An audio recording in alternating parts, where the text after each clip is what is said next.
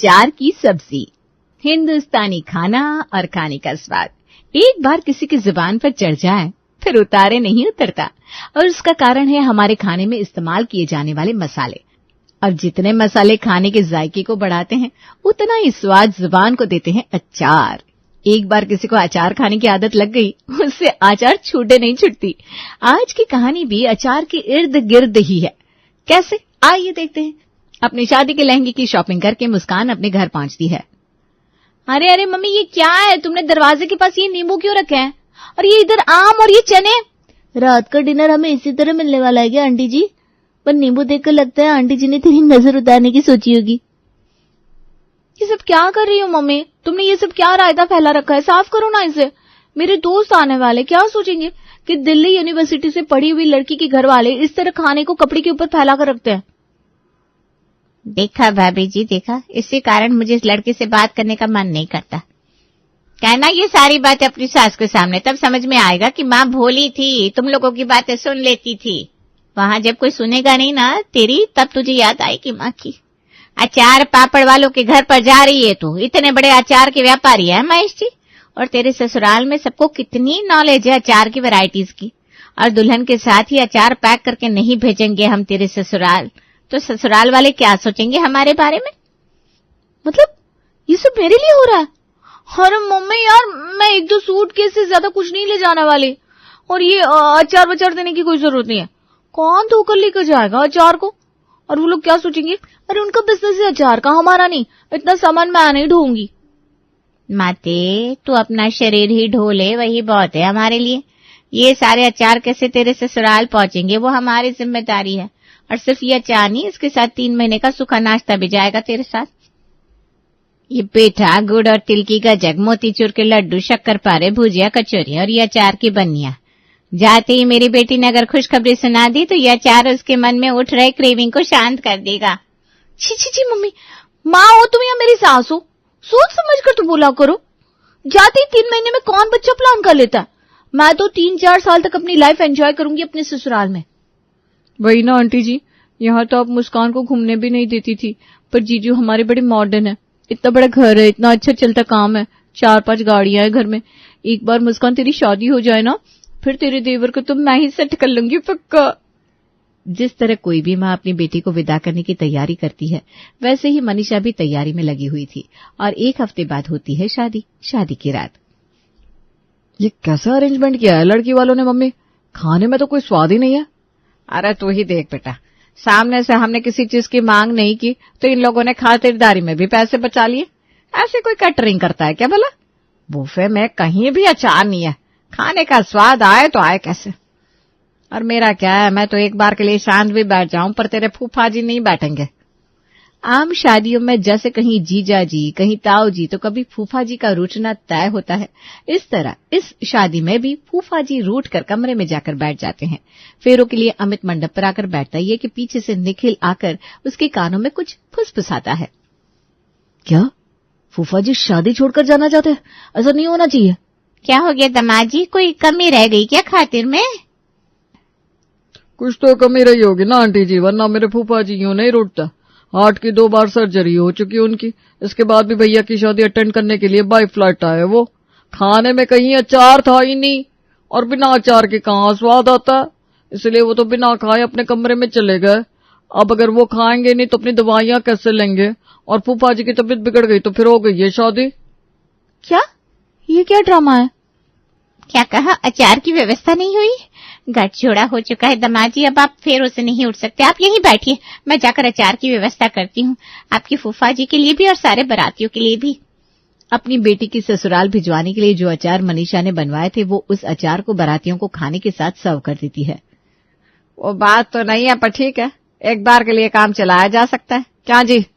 ओह नहीं तो क्या, हमें तो लड़की से मतलब है, हमें हमारी बहू मिल गई, और क्या चाहिए।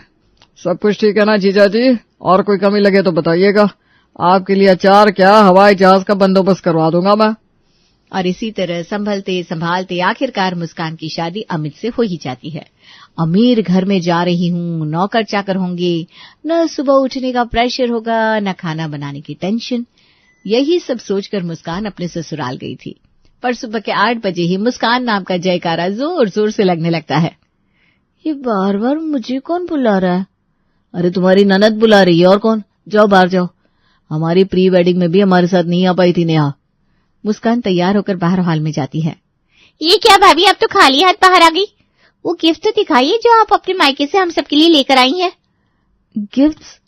हाँ लाती हूँ। मैं अपने मायके से क्या लेकर आई हूँ वो देखना चाहती हैं दीदी। मम्मी ठीक ही कह रही थी।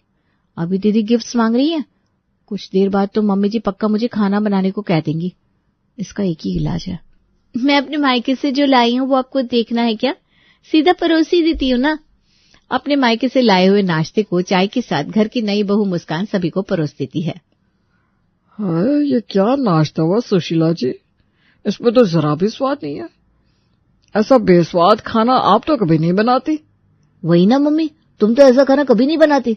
साथ में ना चटनी है ना तुम्हारे बनाए अचार। देख रही हो बहू, अभी मेरे लेवल तक आना है तुम्हें। माना इस जन्म में तुम मेरे लेवल तक नहीं पहुंच पाओगी, पर कोशिश तो करनी होगी। हाँ, सभी का दिल जीतने की कोशिश करोगी ना। कैसे फट से खाते क्या दिया मेरे बेटे ने कि मम्मी ऐसा खाना नहीं बना सकती। जीतता रहे मेरा बेटा। और क्या है ना, ये सारा नाश्ता बहू के मायके से आया है। अरे तो ये नाश्ता शहर के सबसे फेमस हलवाई ने बनाया है पापा जी, फिर भी आपको अच्छा नहीं लग रहा? और इसके अंदर तो अचार से भी टेस्टी मसाले भरे हुए हैं। देवर जी आप मन से खाकर तो देखिए। खाने के लिए मन की जरूरत नहीं होती भाभी। खाना खाने के बाद मन अपने आप बन जाना चाहिए, जो इसे खाकर नहीं बन रहा। रसोई के ऊपर जो ड्रॉवर है वहीं मम्मी के बने हुए अचार रखे और साथ में अचार लाकर दे दो, तब आएगा थोड़ा सा जायका।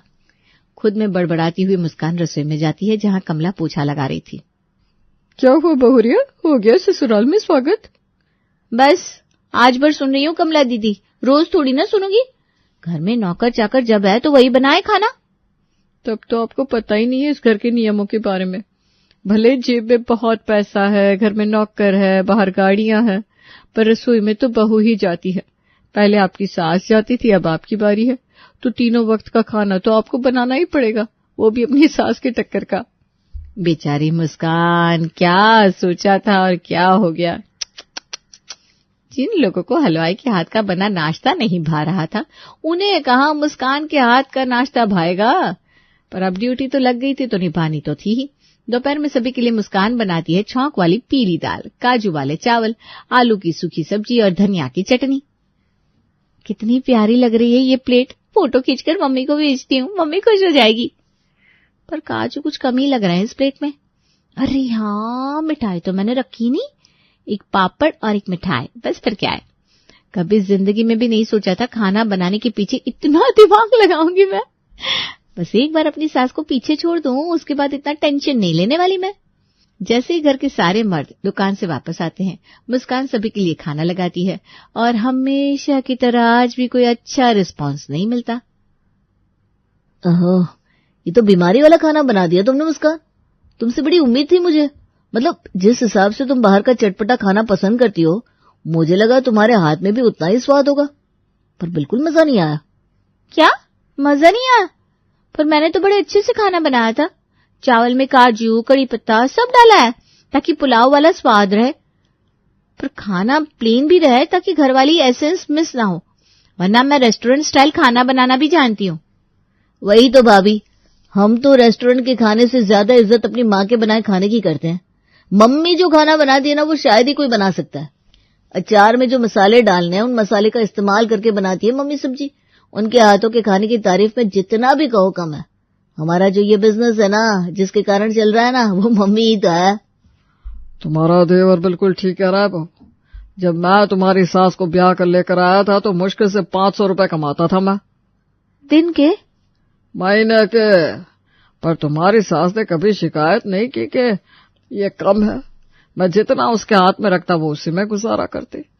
उसे आदत थी अचार बनाने की, और उसी के अचार की रेसिपी के कारण देखो आज कितना बड़ा कारोबार हो गया है हमारा। तो मैं क्या करूं उस कारोबार से? मुझे क्या फायदा? हाँ, मुझे तो खाना बनाना पड़ता है ना। भाभी, आप मम्मी का बनाया अचार ही लाकर दे दो, उसी को इस खाने में मिलाकर खा लेंगे, तो कम से कम ये खाना फेंकना तो नहीं पड़ेगा। अपने ससुराल वालों को खुश करने के लिए मुस्कान हर तरह का इंडियन स्टाइल फूड ट्राई कर चुकी थी, पर उसके ससुराल में कोई खुशी नहीं हो रहा था। अब तो अपना सिग्नेचर खाना बनाना ही पड़ेगा। मम्मी जी के चमचों के मुंह से मम्मी जी के हाथ के खाने का स्वाद हटाया नहीं ना, तो मेरा नाम भी मुस्कान नहीं। आज मुस्कान बनाती है पनीर चिल्ली और चाउमीन। हाय, मेरे तो मुंह में नाम सुनकर पानी आ रहा है। पर जब मुस्कान ये खाना अपने ससुराल वालों के सामने परोसती है, तुमसे नहीं हो पाएगा मुस्कान मम्मी के हाथ का खाना, उनके हाथ का ही है। जी तो करता है कोरा अचार लाकर सामने रख दो। अचार खाने के लायक ही है ये लोग, बेकार में ही मैं इनके पीछे इतनी मेहनत कर रही हूँ। दोपहर के वक्त जब घर के सारे मर्द दुकान पर थे, मुस्कान की सास और ननद सो रहे थे, मुस्कान लगाती है अपनी माँ को कॉल। इसीलिए ना मम्मी लोग कहते हैं लड़का देखकर शादी करो, खानदान देखकर नहीं। पैसे वाला है देखकर शादी कर ली। यहाँ तो मेरी बैंड ही बजी रहती है। ये लड़का अपनी माँ के पल्लू से अलग होने को तैयार नहीं है, और माँ खुद को मास्टर शेफ समझती है। मेरी खाने की तुलना बहू कोई नहीं कर सकता। अरे भाई तो बना लो ना खाना और खिला दो अपने बेटों को। पर नहीं, अब बहू आ गई है तो खाना तो वही बनाएगी। मैं खाना भी बनाती हूँ और 4 बातें भी सुनती हूँ। अरे रे बेटा, ऐसे हिम्मत हारेगी तो कैसे चलेगा। तेरा बाप तो आज तक अपनी माँ के हाथों का खाना ही ढूंढता है, तो दामाद जी की उम्र ही क्या है। तो एक काम कर, अपनी सास से उनके बने खाने की रेसिपी पूछ और वैसे ही बना ले। अपनी माँ की बात सुनकर मुस्कान अपनी सास से इस बारे में पूछती है। ये क्या बात कर रही हो बहू तुम? ऐसे रेसिपी बताने से हाथ में स्वाद आता है क्या? स्वाद तो अनुभव से आता है, चलो तुझ में अभी तो नहीं है। अच्छा सुन, आई गई है कमरे में तो मेरा बैग पैक कर दे, 2 दिन के लिए मुझे मेरी बहन के यहाँ निकलना है। अरे वाह, ये हुई ना बात। अब मम्मी जी घर पर रहेगी नहीं तो क्यों ही मम्मी जी के खाने की तारीफ होगी। मम्मी जी की खाने की तारीफ तो उनको दिखाने के लिए की जाती होगी। मम्मी जी की एब्सेंस में मैं ही ससुराल में लोगों का दिल जीत लूंगी। यहाँ सुशीला अपनी बहन के घर जाने के लिए निकलती है और वहां अमित का कॉल आ जाता है। आज एक बहुत बड़ी पार्टी ने अचार का ऑर्डर दिया है, लगभग पक्का ही है, पर वो हमारे घर आकर खाने की बात कर रहे हैं और उसके बाद ही हाथ में चेक रखेंगे। तो आज मम्मी से कहना कि खाना वही बनाए। पर मम्मी जी तो घर पर है नहीं, अभी 2 घंटे पहले ही मौसी जी के यहाँ निकली है और अब तक तो फ्लाइट टेक ऑफ ही कर चुकी होगी। सत्यानाश, अब क्या होगा? और वो लोग अचार ही खरीद रहे हैं हमसे, तो प्लेट में मम्मी का बनाया हुआ अचार भी नहीं दे सकते। तुम उन्हें लेकर आओ ना, यहाँ मैं सब संभाल लूंगी। मुस्कान जाती है रसोई में और अपना दिमाग लगाना शुरू करती है। उस दिन निखिल भैया कह रहे थे कि मम्मी जी के बनाई सब्जी में वही टेस्ट होता है जो टेस्ट अचार के मसालों में होता है। मतलब साथ में अचार नहीं परोसने, खाने में ही अचार जैसी चटकार होनी चाहिए। और मुस्कान अपनी माँ की भेजी हुई अचार की सारी वैरायटीज देखती है। लहसुन प्याज का अचार, इस अचार के साथ मैं सब्जी बना सकती हूँ। प्याज और लहसुन तो सब्जियों की तरह ही दिखेंगे और सब्जी में स्वाद भी आ जाएगा और मेहमानों को भनक भी नहीं लगेगी। एक तरफ सब्जी तैयार हो रही थी, दूसरी तरफ मुस्कान पराठे की तैयारी करती है। इस चने के अचार के दाने काफी डिफरेंट लग रहे हैं। इन चनों को कूट लेती हूँ और आलू के साथ मैश कर लेती हूँ, फिर बनाती हूँ आलू चने के पराठे। चने में अचार का फ्लेवर है वो पराठों में भी आ जाएगा। दाल की छौंक के ऊपर आम के अचार के तेल का इस्तेमाल करूंगी, साथ में पापड़ तो हो गई, और एक फ्राइड राइस बना लेती हूँ इतने सारे मसाले को बैलेंस करने के लिए। और लास्ट में एक शरबत दे दूंगी। और जितनी कारीगिरी संभव थी मुस्कान वो सब लगाकर खाना बनाती है। जितना संभव था भगवान उतना मैंने कर दिया है। अब इस डील को फाइनल करवाकर तुझे इस घर में मेरी जगह बनानी है। और मुस्कान हॉल में बैठे गेस्ट के लिए खाना लेकर आती है। चलिए अच्छा है, मुझे लगा यहाँ भी आप लोग अचार ही परोस देंगे। अगर प्लेट में अचार होता ना तो मैं तो आज खाना ही नहीं खाता। मैं तो यहाँ बस इसलिए आया हूँ ताकि आपके घर की गृहिणी के हाथ का फ्लेवर जान सकूं। क्योंकि फैक्ट्री का क्या है ना कि किसी दिन वर्कर्स ने काम पर आने से मना कर दिया तो अचार का धंधा ठप नहीं हो जाएगा। ऐसे में घर की औरतें अचार बना सकती है और उनके हाथ का जादू ही आपका बिजनेस जिंदा रख सकता है। हमें तो सप्लाई से मतलब है, हमारे पास बस सही अचार पहुंच जाए। तो आज आपके 10 लाख का पेमेंट होगा कि नहीं ये बात तो आपकी बीवी के हाथ का खाना ही बता पाएगा। और जैसे ही महेंद्र खाने को टेस्ट करना शुरू करता है उसे हर चीज में अलग अलग अचार के फ्लेवर्स आते हैं। बहू को तो सारे अचार की नॉलेज है, यानी कि उनके दुकान में जो अचार है वो सच में उनके खुद के फ्लेवर्स है, कहीं से कॉपी किया हुआ नहीं है। आप सबके लिए एक अच्छी खबर है और एक बुरी खबर भी है। पहले कौन से सुनाऊं? बुरी खबर? आप लोगों की दुकान से जो अचार का सैंपल टेस्ट किया था मैंने, उसमें वो बात नहीं थी। खुशी की बात यह है कि उससे भी अच्छा खाना आपकी बीवी बनाती है। मैं आपको 2 लाख का और सैंपल देता हूँ, पर उस 2 लाख के अचार की रेसिपी आपकी बीवी के हाथ की होनी चाहिए। 12 लाख? अरे वाह बेटा, ये तो बहुत बड़ा काम मिल गया। जीती रहे बहू, जीती रहे। आज तूने हमारी लाज रख ली। पर आप तो कहते थे पापा जी कि मेरे हाथ के खाने में वो टेस्ट ही नहीं। तुम भी तो कहते थे अमित और निखिल। अब मेरे हाथ में टेस्ट ही नहीं है तो मैं क्या अचार बनाऊंगी आपके क्लाइंट के लिए। हमसे गलती हो गई भाभी, जो हमने आपकी काबिलियत पर शक किया। वैसे एक बार आपका बनाया खाना मैं भी टेस्ट करना चाहती हूँ। क्यों पापा, क्यों अमित? और आज मुस्कान के हाथ के बने खाने को खाकर, या कहे अचार की दाल, अचार की सब्जी और अचार में पराठे को खाकर सभी सच में सुशीला के हाथ के खाने को भूल जाते हैं। आप ऐसा खाना हमेशा क्यों नहीं बनाती भाभी? ये खाना तो सच में लाजवाब है। एंड आई एम सॉरी भाभी, मुझे आपको वो सब नहीं कहना चाहिए था। मुझे भी माफ कर दो मुस्कान, मैंने तुम्हारी काबिलियत पर शक किया। पर आज मम्मी भी अगर खाना बनाती तो हमें एक्स्ट्रा पेमेंट कभी नहीं मिलता। और बस कुछ इस तरह मुस्कान के ससुराल में और ससुराल वालों के दिल में उसके बने खाने को जगह मिल ही जाती है।